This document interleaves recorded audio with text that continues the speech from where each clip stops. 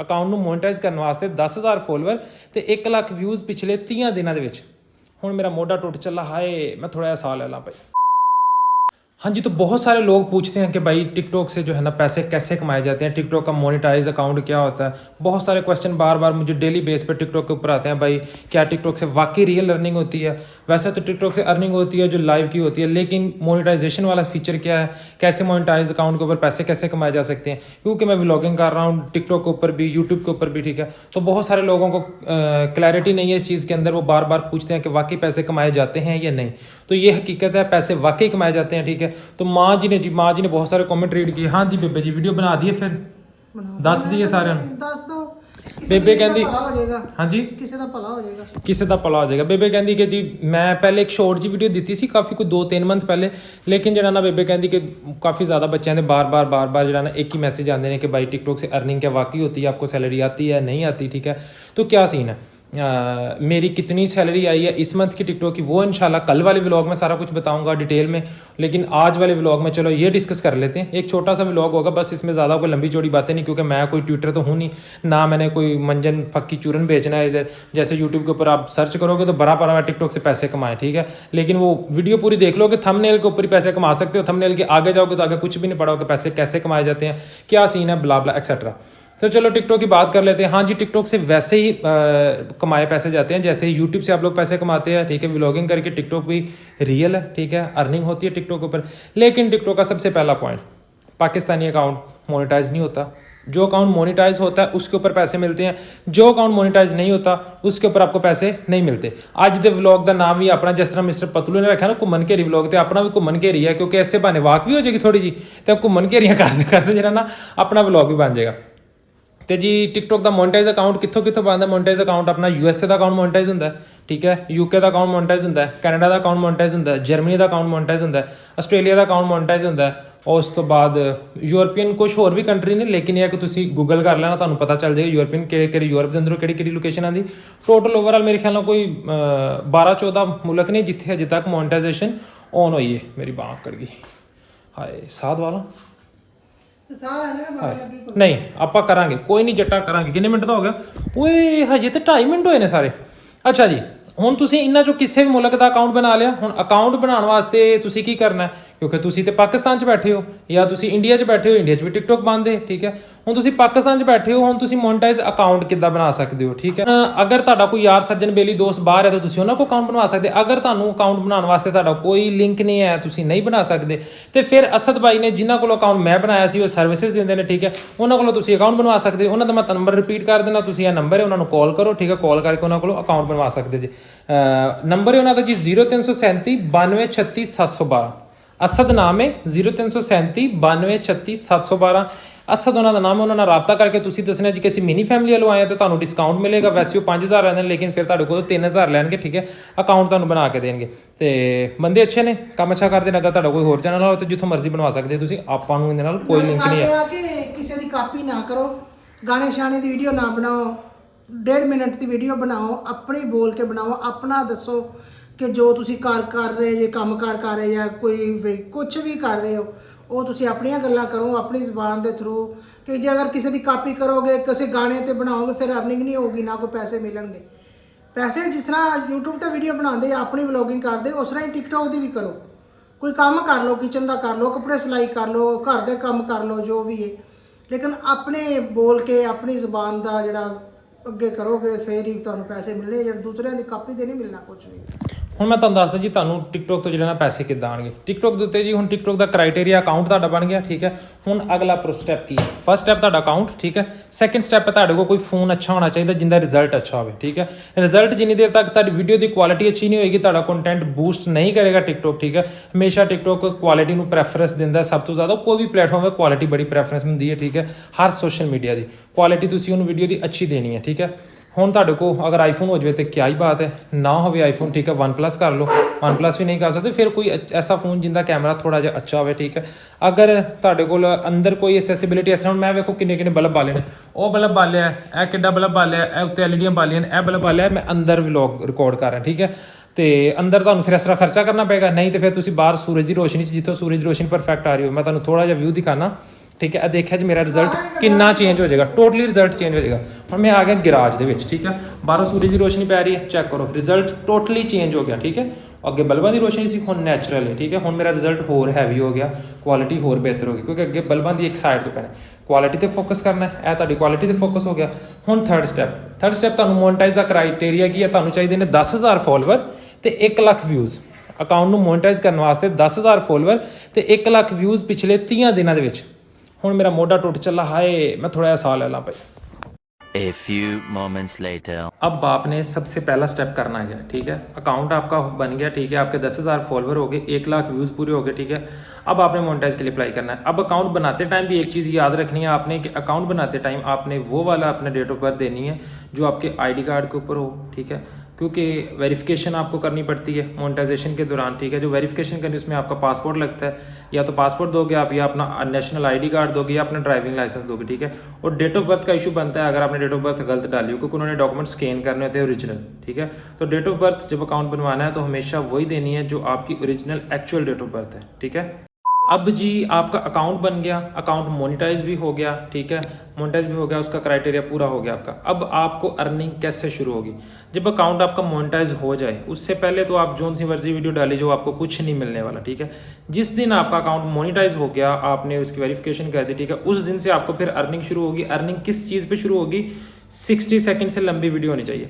Video 1 minute तो वड्डी होनी चाहिए। 60 सेकंड का 1 मिनट है, तुसी कोई 65 सेकंड मतलब 1 मिनट 5 सेकंड 10 सेकंड, ठीक है, 1.5 मिनट 2 मिनट जिन्ने दी मर्जी बनाओ, लेकिन 1 मिनट तो लंबी वीडियो होनी चाहिए, ठीक है। तो वीडियो कॉपीराइट नहीं होनी चाहिए, वीडियो कितों चुकी ना हो, ठीक है। ओरिजिनल वीडियो हो ताड़ी तो उनकी ऑडियो भी ओरिजिनल हो, क्योंकि जिस टाइम तुसी वीडियो अपलोड करनी ना, ठीक है, अगर 1 मिनट तो लंबी वीडियो तुसी जो अपलोड की उहदे च कॉपीराइट आ गया तो तुहानूं वार्निंग आ जाएगी, ठीक है। मिनट तो छोटियां वीडियो तुसी 10 बनाओ कॉपीराइट वाले, कोई मसला नहीं। टिकटॉक तो सॉन्ग लाला बनाई जो मर्जी करके बनाई जो, कोई इशू नहीं आएगा। लेकिन 1 मिनट तो लंबी वीडियो अगर तुम कितों चुक के पाओगे फौरी कॉपीराइट आ जाएगा, ठीक है। तो कॉपीराइट कितना नहीं आएगा? वो कंटेंट जो टिकटॉक के डेटाबेस च ना पिया हो, ठीक है, टिकटॉक के कोल सर्वर से अपलोड ना हो, वो तुम अपलोड कर सकते जे।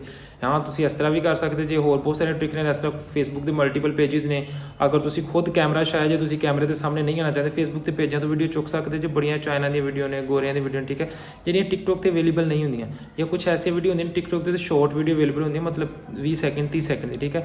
तुम शॉर्ट क्लिप चुक के उन्होंने कैपकट के जरिए मिक्स करके एडिट करके थोड़े बहुत, ठीक है, वो अपलोड कर सकते जे 1 मिनट प्लस करके। तो जो हम तुसी 1 मिनट तो लंबी वीडियो अपलोड करोगे, ठीक है, वो वीडियो तो फिर ना 24 घंटे बाद, ठीक है, तुहानूं उहदी अपडेट मिलेगी, मतलब तुहानूं व्यूज़ सारा कुछ तो शो होंदा जाएगा। लेकिन 24 घंटे बाद, ठीक है, यूके अकाउंट दे डेली शाम 5 बजे पाकिस्तानी टाइम से, ठीक है, तुहाडा डाटा अपडेट हो गया, तुहानूं वीडियो तो सारा दस देणगे टोटल व्यूज़ इन्ने सी, इहदे चों क्वालीफाइड व्यूज़ इन्ने होए, ते तुहाडा RPM पर वीडियो इन्ना आया। एक टोटल RPM होंदा, एक पर वीडियो RPM होंदा, ठीक है। तो तुहाडा RPM वो दस देंगे कि इस वीडियो का इन्ना RPM है, इन्ने व्यूज़ क्वालीफाइड होने। सारे टोटल व्यू तो पैसे नहीं मिलते, जेडे व्यूज़ क्वालीफाइड होंदे ने अपने उस व्यूज़ से आपां नूं पैसे मिलते हैं, ठीक है। जेडे क्वालीफाइड व्यूज़ होंगे उन्होंने उत्ते फिर आपां नूं पैसे मिलेंगे, उन्होंने जिन्नी अपनी टोटल अमाउंट बनेगी, ठीक है, उस दिन की अपने अकाउंट से आ जाएगी, ठीक है। अगले दिन जिन्नी वीडियोज़ देखी जाएगी, जो क्वालीफाइड व्यूज़ अगले दिन बन गए उन्होंने फिर ऐड होती जाएगी, ठीक है, इस तरह करके, ठीक है। उस तो बाद बस यही सी, ठीक है। तो एक चीज़ होर कि सब तो बेस्ट अकाउंट किहड़े मुल्क दा जी? सब तो बेस्ट अकाउंट जिहड़ा ना USA ते UK, ठीक है। USA UK दो मुल्कां दा जिहड़ा RPM है ना वो सब तो हाई है। तो RPM मतलब हुंदा है कि अपने वीडियो के किन्ने व्यूज़ ते किन्ने पैसे बनते हैं, ठीक है, यह चीज़। तो वो डिपेंड करता है, मेरा RPM मोस्टली 0.03 के कोल रहिंदा, 0.03, मतलब कि मेरा जिहड़ा है ना 30,000 व्यू ते, ठीक है, $1 क्वालीफाइड व्यूज़ थे, ठीक है, एवरेज। तो कईयां दा RPM 1 ते भी जाता है, 1 का RPM बहुत चंगा है। 1 RPM मतलब है कि 10,000 व्यूज़ से सीधा सीधा $1 तुहाडा, ठीक है, यह तुहाडी बन गई, ठीक है। हुण पहली तुहाडी पेमेंट आएगी पूरे 2 मंथ बाद। पहली पेमेंट किदों आएगी? पूरे 2 मंथ बाद। फॉर एग्जाम्पल कि अज महीना स्टार्ट होया, तुसीं अज टिकटॉक अकाउंट बनाया, ठीक है, वीडियो अपलोड करनी शुरू की, 10 दिन बाद तुहाडा अकाउंट मोनेटाइज हो गया, ठीक है। तो यह चल रहा हुण अज जी यकम, अज यकम है ना, तो अपना नवंबर स्टार्ट हो गया अज, ठीक है। अज इतवार का दिन ही यकम ही मेरे हिसाब नाल, कन्फर्म नहीं है मैनू, मैं रिकॉर्ड कर रहा हुणे व्लॉग। तो जी अपना आएगी अक्तूबर दे, ठीक है, अक्तूबर के 30 तरीक नूं तुहाडी जिहड़ी पेमेंट बनेगी, ठीक है, नवंबर की वो तुहाडे अकाउंट से आ जाएगी। 30 अक्तूबर नूं सितंबर की जो पेमेंट होएगी तुहाडे अकाउंट से आ जाएगी, मतलब 1 महीना पिछला छड्ड के उन तो पिछले महीने की। ਹੁਣ ਦੇਖੋ ਕੱਲ 30 ਅਗਸਤ ਸੀ ਪਰਸੋਂ, ਠੀਕ ਹੈ, ਤੇ ਮੈਨੂੰ ਆਈ ਹੈ ਕਿਹੜੀ ਪੇਮੈਂਟ, ਅਗਸਤ ਦੀ ਨਹੀਂ ਆਈ, ਜੁਲਾਈ ਦੀ ਆਈ ਹੈ, ਠੀਕ ਹੈ। ਅਗਸਤ ਦੀ ਮੇਰੀ ਪੈਂਡਿੰਗ ਹੈ, ਅਗਸਤ ਦੀ ਮੈਨੂੰ ਇਸ 30 ਨੂੰ ਆਏਗੀ, ਇਸ ਤਰ੍ਹਾਂ, ਠੀਕ ਹੈ। ਤੇ ਪੇਮੈਂਟ ਵਿਦਡਰਾ ਕਿੱਦਾਂ ਕਰਨੀ ਹੈ? ਪੇਮੈਂਟ ਵਿਦਡਰਾ ਦੇ ਜਿਹੜਾ ਨਾ 2 ਆਪਸ਼ਨ ਨੇ। ਮੈਂ ਯੂਕੇ ਅਕਾਊਂਟ ਯੂਜ਼ ਕਰ ਰਿਹਾ, USA ਤੇ UK, ਠੀਕ ਹੈ।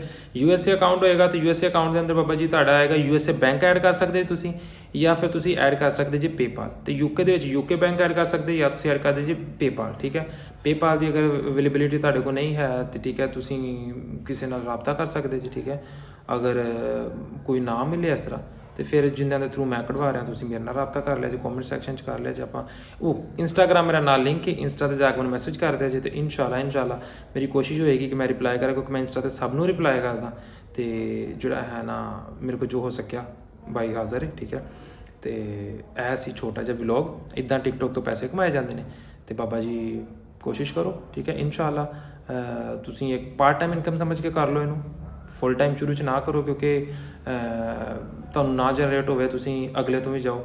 ਫੁੱਲ ਟਾਈਮ ਕਦੀ ਨਹੀਂ ਕਰਨਾ ਸ਼ੁਰੂ 'ਚ, ਪਾਰਟ ਟਾਈਮ ਕਰੋ, ਠੀਕ ਹੈ। ਜਦੋਂ ਤੁਹਾਨੂੰ ਫੀਲ ਹੋ ਜਾਵੇ ਇੱਦਾਂ ਕਿ ਯਾਰ ਮੈਨੂੰ ਐਟਲੀਸਟ ਇੰਨੇ ਆ ਜਾਂਦੇ ਨੇ ਕਿ ਮੇਰਾ ਮਹੀਨਾ ਗੁਜ਼ਰ ਜਾਂਦਾ ਹੈ ਡਾਊਨ ਹੋ ਕੇ ਵੀ, ਠੀਕ ਹੈ, ਅਪ ਤੇ ਫਿਰ ਜ਼ਿਆਦਾ ਆ ਜਾਂਦੇ ਨੇ, ਫਿਰ ਤੁਸੀਂ ਫੁੱਲ ਟਾਈਮ ਵੀ ਲੈ ਕੇ ਚੱਲ ਸਕਦੇ ਜੀ, ਕੋਈ ਮਸਲਾ ਨਹੀਂ। ਲੇਕਿਨ ਸ਼ੁਰੂਆਤ ਹਮੇਸ਼ਾ ਫੁੱਲ ਟਾਈਮ ਨਾ ਕਰੋ।